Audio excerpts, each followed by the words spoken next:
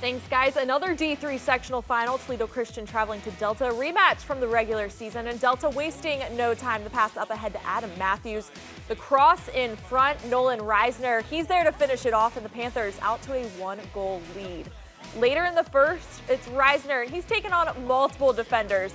Ends up dumping it back to Matthews. He sneaks it near post, and Delta, they're suddenly out to a quick 2-0 advantage. Toledo Christian, though, does get on the board in the second half off an own goal by Delta. Unlucky header by the Panthers bounces into the back of the net. The Eagles trail by just 2. But the Panthers go on to add one more. Delta with the 4-1 win, and they're moving on. Well, we're never usually a first-half team, and they started out strong. I said just get shots off in the first half. We figured they'd have like 5 or 6 defenders back there to try cluttering the middle. I said get a shot. We might get a corner, get a header in, just finish a shot. I said we cannot wait. The first time we met them, we played them.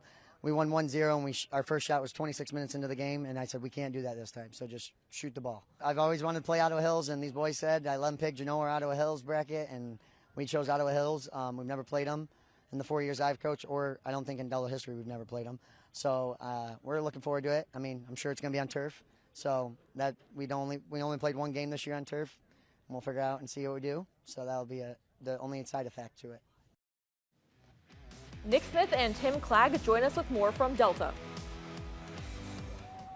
Delta started from the bottom. Now they're here, capturing their first NWOAL championship this season. Most wins in program history, 15. And it started today in the first 10 minutes when they put 2 tallies on the board. That's right. And they were worried coming in what their start was going to look like, and the players answered emphatically, right? To get 2 goals in your first 10 minutes, that's a great start, and it set the tone for the rest of the game. A.J. Matthews, one of the most gifted players we saw on the pitch today, assisted on the first goal, scored the second to give them a 2-0 advantage, and he's very creative with his touches. He is. He was a danger throughout consistently in this game, and his finish, I think, really exemplifies what he is as a player.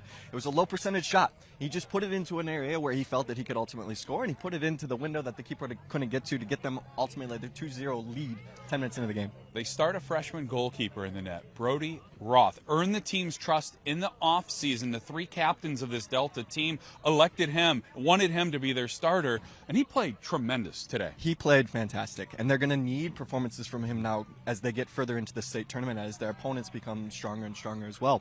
And so what they're going to take away from tonight's game, in particular for Roth, is that he was confident on the ball. He patrolled his area. When he had opportunities to come get it, he did. He collected it, and he made the job for the defenders that were in front of him much easier. They're going to need more of that if they're going to get past Ottawa Hills. Toledo Christian certainly adapted, changing their formations, and really started to thrive in the second half. Just couldn't put one in the back of the net. This is a young team that will improve for Coach John Orozco moving ahead. Yes, and the experience that these younger players gathered here today is one that they're going to be taking with them in the years to come.